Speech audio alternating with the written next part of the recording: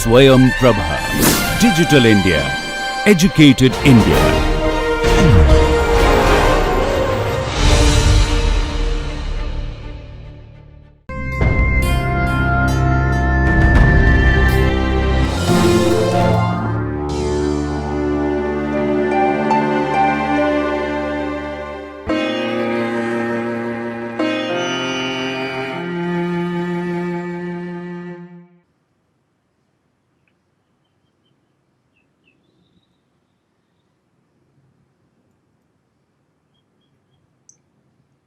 I'm Swati Tiwari. I'm a faculty at the School of Biotechnology, Jawaharlal Nehru University, New Delhi.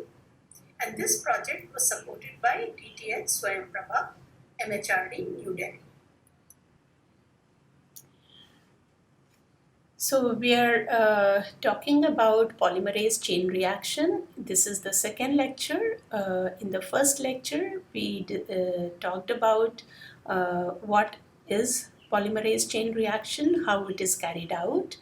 And also I told you that this PCR really transformed not only the field of molecular biology, but many other branches of science, and it has numerous applications. So the first application of PCR that scientists could think of immediately was to use this technology for cloning genes. You may recall from my previous lectures that earlier people used to just digest the genomic DNA with some restriction enzymes and then clone the fragments into vectors. Now the PCR gave them a handle to create much more specific fragments that they desired to work upon to be cloned into vectors. So let's talk about how this PCR is used for cloning purposes. And then we'll talk about a special form of PCR which is known as reverse transcripted PCR or RTPCR. And currently, there's another very useful technique that has evolved using the basic principles of PCR, which is now known as quantitative or real-time PCR. It is also known as qPCR. And you may be aware that under current COVID pandemic, the gold test that is used to detect the presence of the virus in the patients is through real-time PCR technique. So we will not discuss this in detail because that will require a whole new chapter in itself. But just to give an idea as to why we do real-time PCR is what I'm going to talk about in this lecture. Excuse me. So the cloning strategies that are used in conjunction with PCR are these three types. One is the TA cloning, or second the blunt end cloning, and we can also do directional cloning or even subcloning. Subcloning means that you already have a clone in some vector and you want to take out either the entire insert and put it in some other vector, or a fragment of that insert and put it in some other vector. So that subcloning is also possible using PCR cloning strategies. So let's talk about first the TA cloning, how to do it with PCR. So as you may recall that Taq polymerase, it does not have a proofreading activity.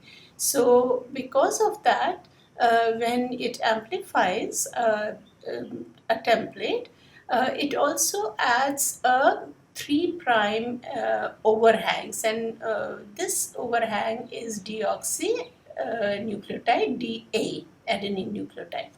So this overhang, it is present at both 3' ends of the template that is produced after the PCR with Taq polymerase. And many companies, they supply some vectors which have a 5' DT overhang. So the vector is already, sort of, it is not closed circular plasmid, but it has a overhang on both the strands, 5' overhangs, which has a T. And therefore, you can use the PCR product, which has the 3' overhangs, DA, and you can just directly use the DNA ligase to put these two fragments together and covalently link them. And once you have done this to generate a closed circular plasmid, the TA cloning vectors also have the many restriction sites which are present on both sides of this 5' overhang.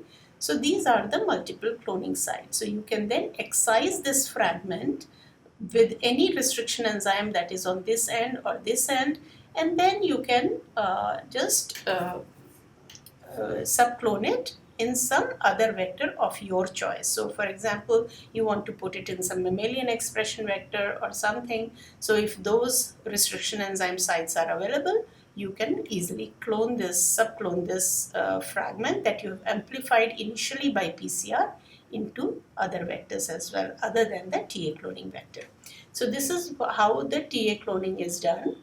But as I said before, the Taq polymerase, it has a high error rate. So if you have long fragments, the chances that the fragment that you have generated using Taq polymerase has several errors. So in general, for cloning purposes, when you have to express and study the function of a gene, or you have to crystallize and study the structure of the gene, you do not prefer to use Taq polymerase. Instead, one uses some high fidelity enzymes. So these high fidelity enzymes for PCR, they have proofreading activities, and therefore they can copy the template with minimum number of errors or almost no errors. So for example, this PFU enzyme is a high fidelity enzyme. And also these high fidelity polymerases, they produce blunt end PCR products because they do have proofreading activity, so they do not add extra nucleotides at the ends of the product, and therefore the product that you get is blunt ended. So then you can digest any cloning vector of your choice with enzymes, if they are present in the MCS, which produce blunt end. For example, you can use SMA1, you can use EcoR5, and once these blunt end vector is produced, you can simply use the DNA ligase to clone your gene of interest into the vector. So this is the blunt end cloning. Now the limitation of the TA cloning and blunt end cloning is that in these cases you cannot really control the direction in which the insert will actually go and ligate. So if you want to then express a gene later on, you would want that the 5' end should be towards the promoter in any vector. So if that directionality is not there, because in blunt end cloning, the fragment can go in either directions, and similarly for TA cloning, the fragment can go in either direction, so that directionality cannot be controlled. Also, when you do blunt end cloning, then the ligation efficiency is very, very poor, and because of that, you do not get enough recombinants. So to overcome these limitations, people prefer to use what is known as the directional cloning. Although the TA cloning vector that is supplied by the commercial companies, it is quite efficient in terms of ligation and generating the recombinants. So one strategy, an easier strategy people think, is to first do the PCR, clone it in the TA vector, and then from there subclone into another vector of their choice.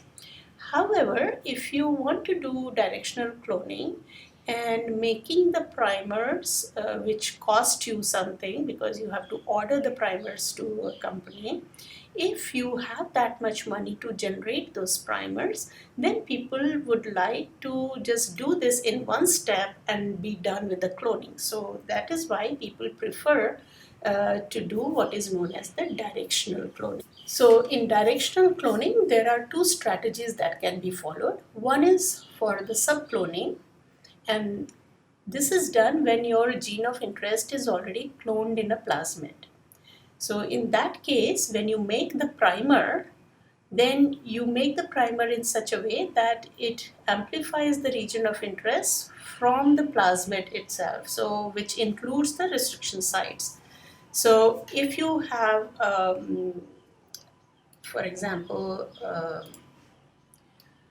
plasmid is here, and then this is your gene of interest that is cloned here.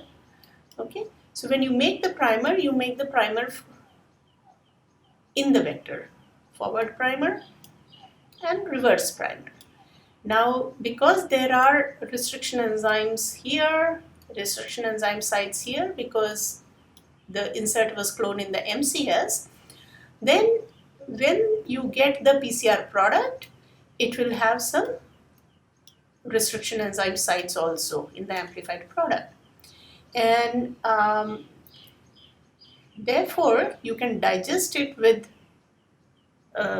say for example, you digest with this enzyme here and this enzyme here, and then you put it in a cloning vector. So now you know on which side you cut with which enzyme, and therefore it is a directional cloning. The second strategy is basically doing a direct PCR. So in direct PCR, when you make the primer to amplify the gene of interest, you include the restriction enzyme sites.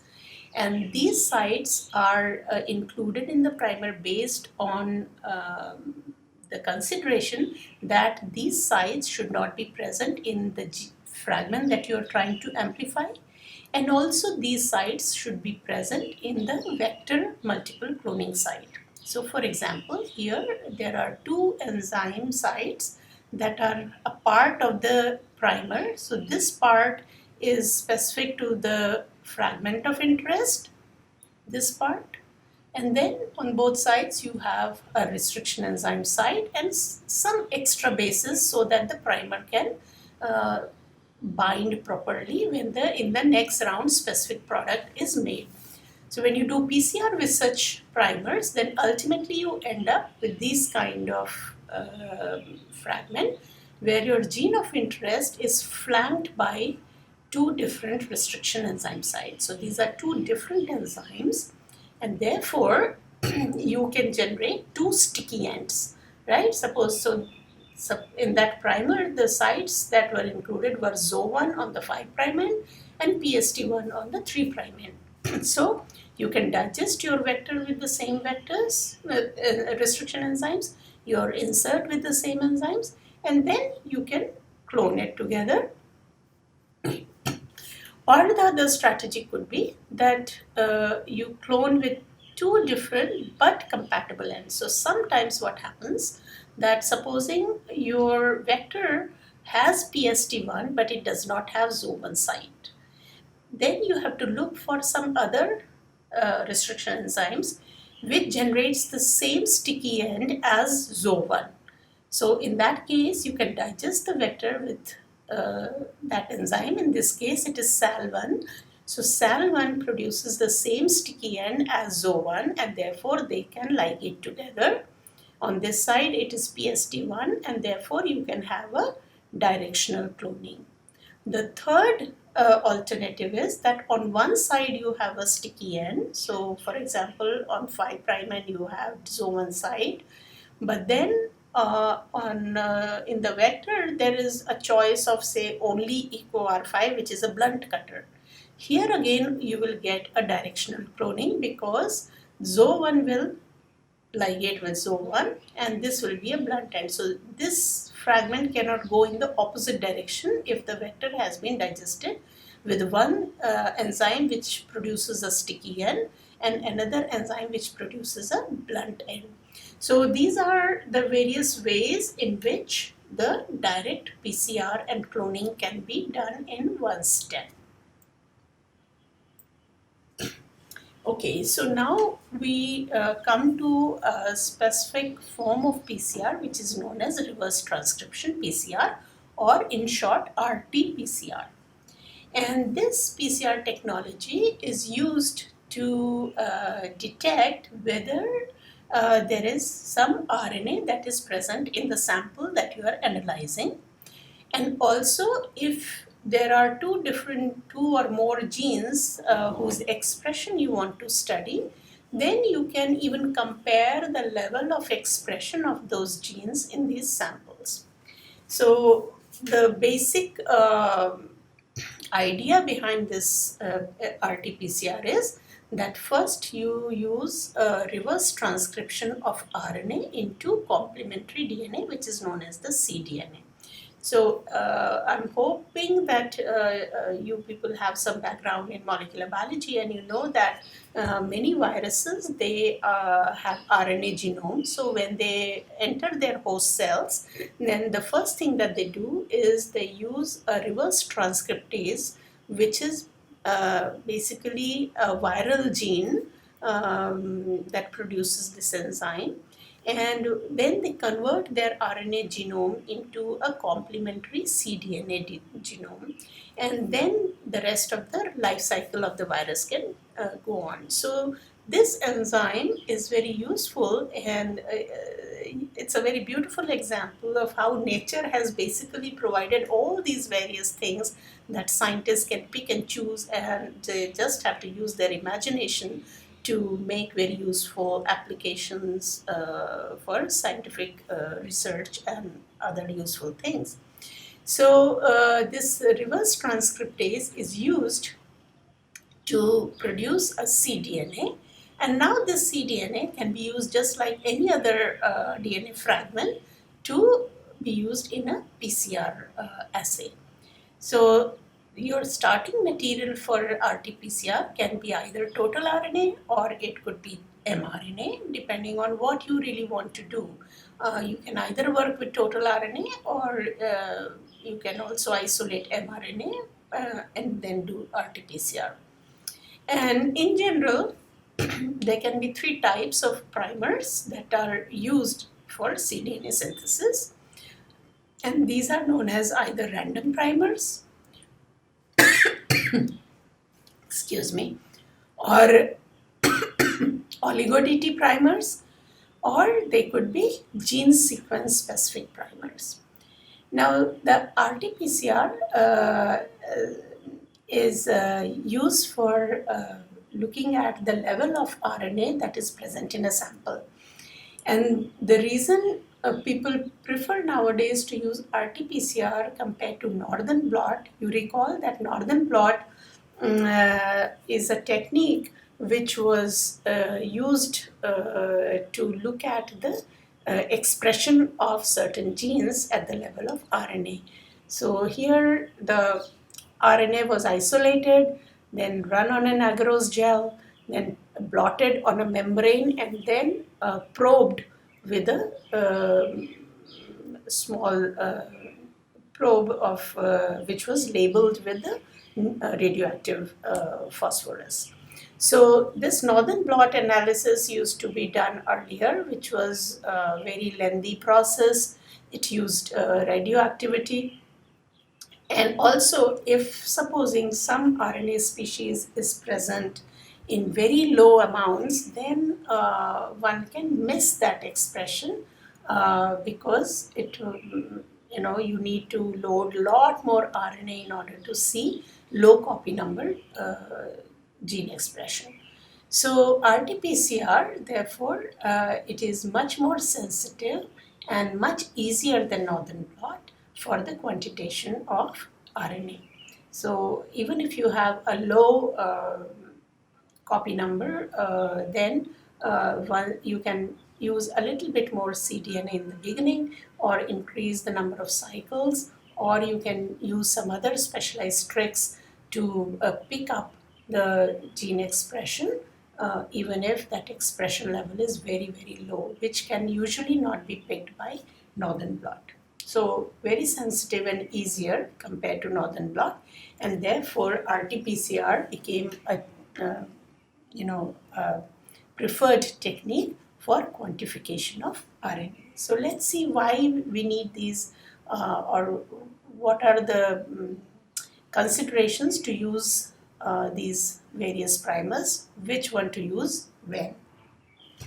So the random primers, these are basically hexameric or octameric sequences. So these are short sequences, and these are single-stranded primers.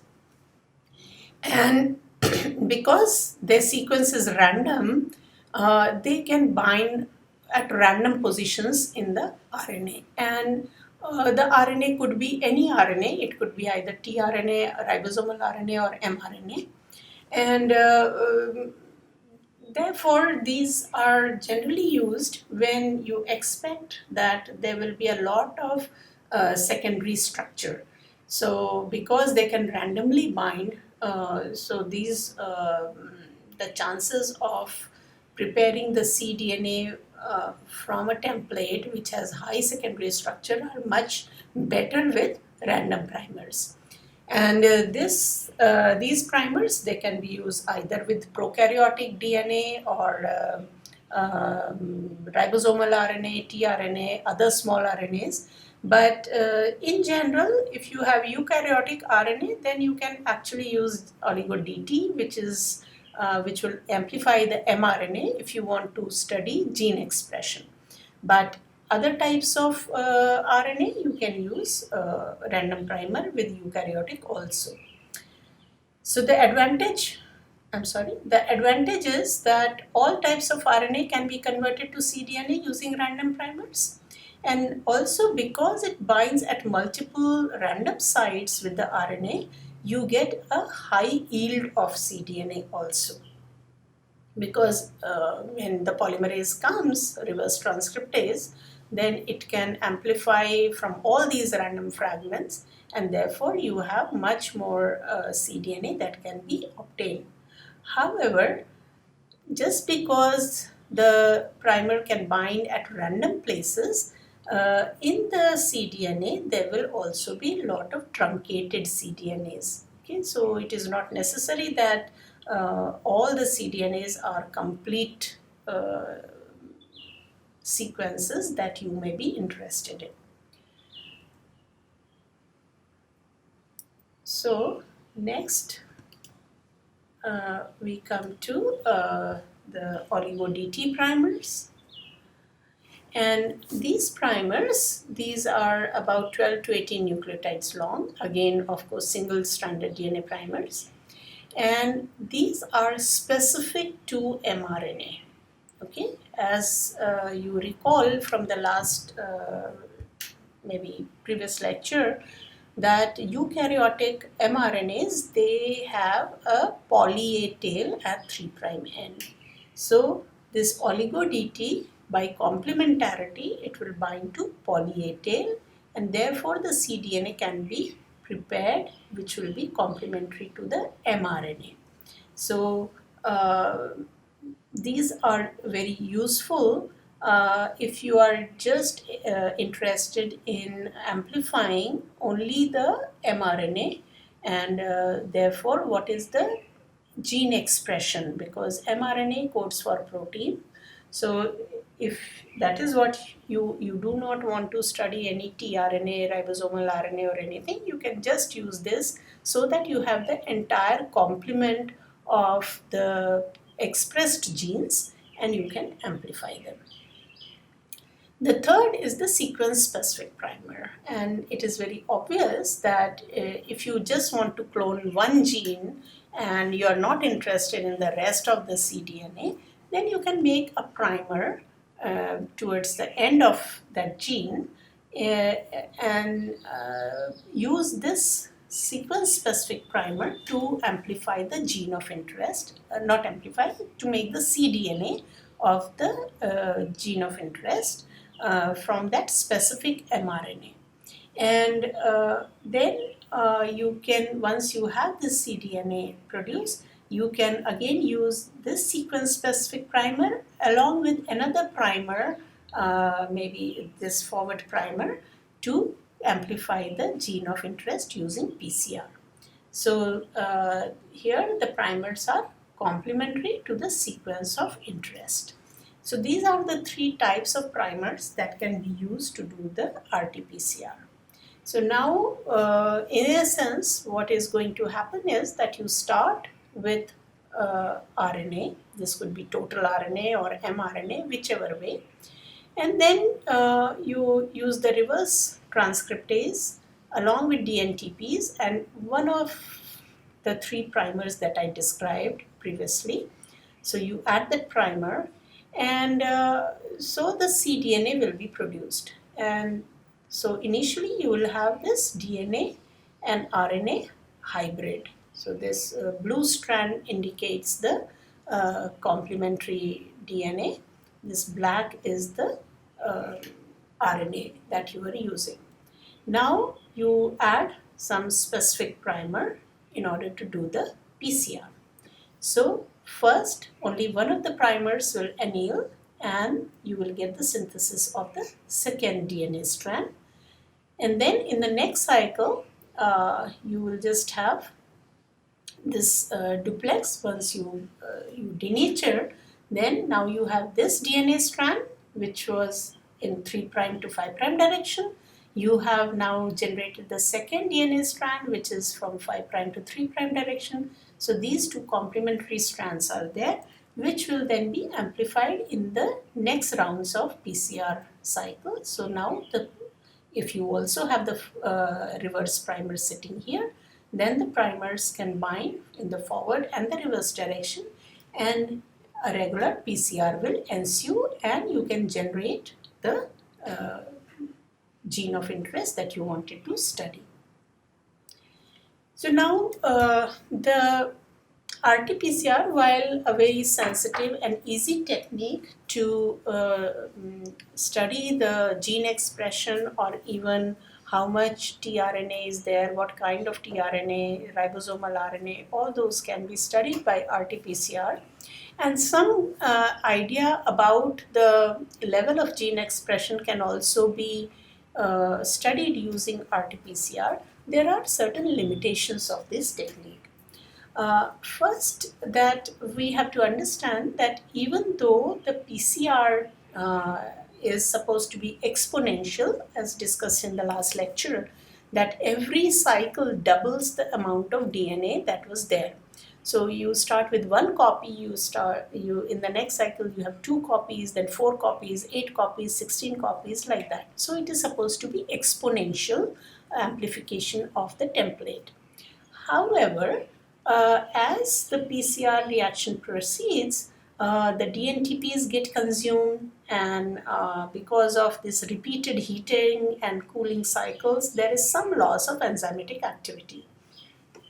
Therefore, the PCR reaction, when you do it for 25 to 30 cycles, it has 3 phases. So initial phase is the exponential phase. Then you get into sort of log linear and linear phase, and finally the reaction plateaus because the reagents are getting utilized more and there is more and more loss of activity. So when you plot this graph where on the x-axis you have the cycle number and on the y-axis you have the DNA copies, number of DNA copies, you can see that initial phase up to say 9 or 10, it is exponential increase, and after that, and this is just a hypothetical one, of course you can have exponential rise much longer also, but this is how I plotted this data, that up to 9 cycles I said okay, there was exponential, then say linear, and then it plateaued. So this is how the graph will look like. So initial phase of this graph is actually representing the exponential phase.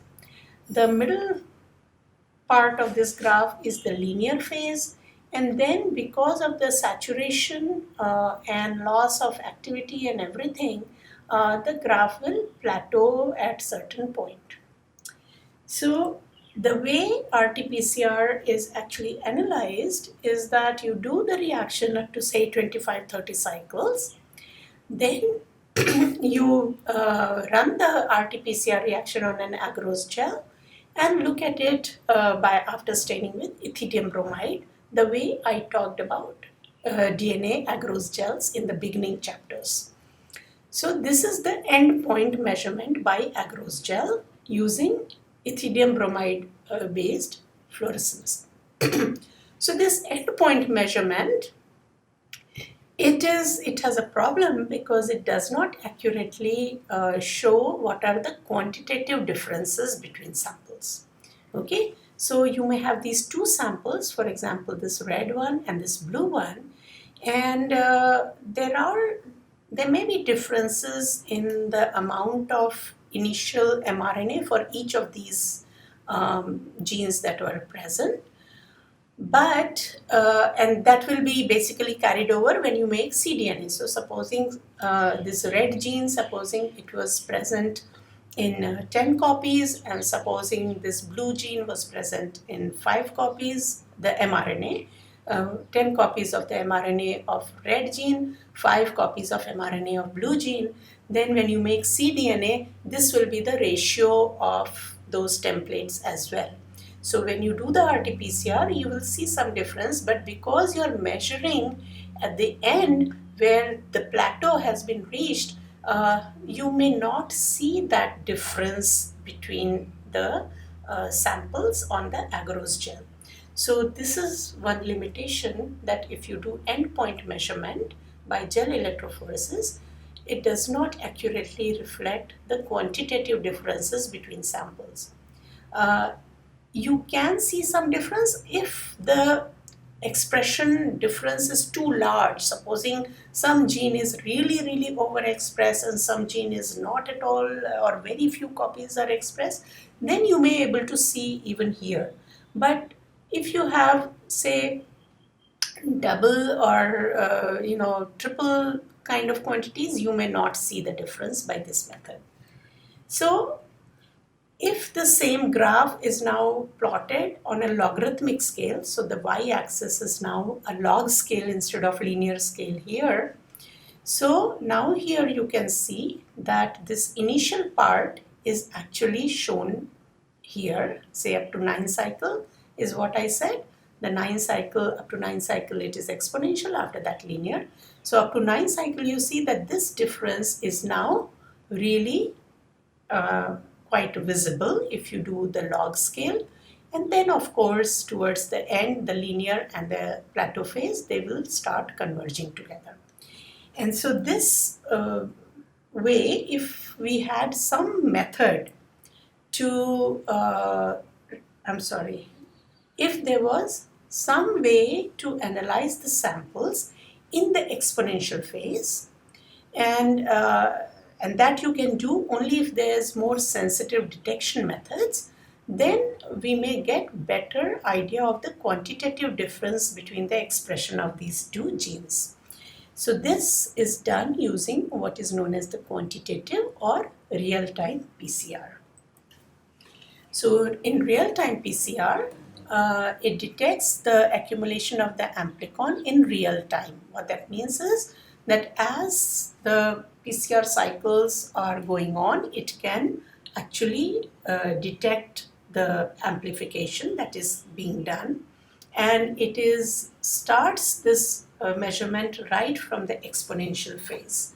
So because of this, it provides a better measurement of the quantitative differences between the samples. And there are many fluorescence-based methods which can quantify these amplicons in real time. And there are many names, so some of the more popular ones are Cyber Green method, Tachman probe method, and so on and so forth. But at the heart of all these different techniques is this amplification plot and measurement of amplicon in real time. So this is how a real-time PCR or QRT-PCR graph looks like. On the x-axis, you have the cycle number, and then there is some threshold that is set based on your negative controls. So because this method is so sensitive, there will always be some background noise, and you want to set a threshold to measure only the true signal. So now these are the exponential phases, because this on the left hand side you can see this is a logarithmic scale, and you can see that these different samples, they are occurring, cross this threshold at different cycle numbers. So the first one crosses the threshold at about 15 cycle, then the next one between 15 and 20 cycles, the next one at around 20 cycle, and so on and so forth. So the differences, quantitative differences between these samples, they become more obvious with this method. And the cycle at which the signal of a sample crosses this threshold is known as the CT value of that sample. So this is the cycle number at which the signal crosses the threshold. And if the sample crosses the threshold at lower cycle number, that means it has a lower CT value. That means its expression is actually higher. That is why it had more number of mRNAs, more representation in the cDNA, and therefore that product will be produced much more early in higher quantities to be able to cross the threshold, compared to a gene whose expression was low, and therefore very small number of mRNA copies were there. Therefore, the representation in the cDNA was low, and it took a number of cycles before the product accumulated in enough quantities to cross the threshold, and therefore it will have a higher CT value. So this is how the real-time PCR is carried out. Of course, there are many details and how to really do the calculations to figure out the quantitative differences, but that is not part of your syllabus, so I'm not going to talk about it. But you do get the basic idea as to why real-time PCR is actually required when the RTPCR method was already there. So remember that the limitation of the RTPCR was that it could not resolve the quantitative differences between different genes, and therefore a much more sensitive method was needed, which could measure the difference in the amplification of amplicon in the exponential phases, and therefore give a much better quantitative measurement. So to summarize, what I have told you in this lecture is that PCR provides a very, very powerful tool to clone the genes, and that really transformed the molecular biology the way it was done before. And several cloning strategies are available in conjunction with PCR. One can do TA cloning if you're using Taq polymerase, which adds a 3' overhang. So you can use vectors with 5' overhang to clone the gene of interest. And if you're using high fidelity polymerases in PCR, then they will produce a blunt end. They can be ligated to a vector that has been digested with enzymes which produce a blunt end. Both these strategies, they do not allow directional cloning. So the directional cloning can be carried out by using the primers, which either start from the vector so that they include a part of the MCS, or while amplification of the gene, you can include the restriction sites in the primer itself to amplify the gene of interest with restriction sites on both the ends, which are not compatible together, so that they can be cloned in a directional manner. So these they're very easy and specific sequences. It's a very easy technique, and it allows specific sequences to be amplified and cloned by using PCR. And a special form of PCR, which is known as reverse transcriptase PCR or RTPCR, it uses reverse transcriptase enzyme to convert RNA into cDNA, and this cDNA then can be amplified using PCR. And this RT-PCR can be used to study how much a particular RNA species was present, and it is basically more sensitive than northern blot analysis. Therefore, it is it is the preferred technique lately.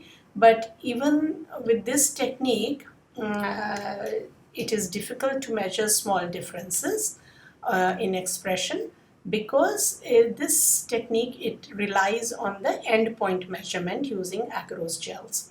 So more sensitive technique is the real-time or quantitative PCR, which is known as QRT-PCR or real-time PCR. And this technique can measure the amplicons in the exponential phase of the PCR reaction, where the differences between samples are much more obvious, and it uses different types of fluorescence probes. And this QRT-PCR is more sensitive and precise in measuring the differences between the expression of different genes compared to RT-PCR. Again, because this is not a lecture where you can ask me questions, you may have some doubts. There are some resources that you can use for further reading. Again, Intech Open, you can search this Intech Open site, you can Google it for any relevant topic that I'm talking about, and you can find more information. So polymerase chain reaction, PCR principle and applications can be found. So you do Google of Intech Open and PCR, you can find this resource. You can also go to geneticeducation.co.in and search that for reverse transcription PCR, and it will cover RT-PCR and little bit real time also.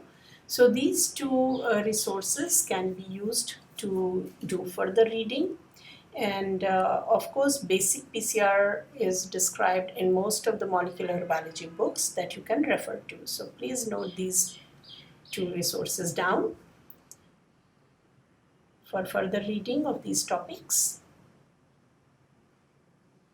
I hope you have noted it down completely. Even if not completely, just remember Intech Open and geneticeducation.co.in, and then search within these sites for PCR and reverse transcription PCR.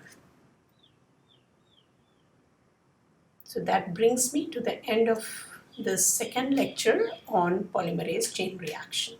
Thank you for your attention.